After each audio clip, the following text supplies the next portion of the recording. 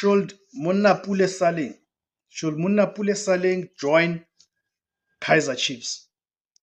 And if indeed does join Kaizer Chiefs, what will this mean? Will this mean for his career, but not just for his career, but for Orlando Pirates and also for Kaizer Chiefs? Of course, there's been circulating rumors, right? So there's been this circulating rumors that Monapule Saling has signed a pre-contract with Orlando Pirates.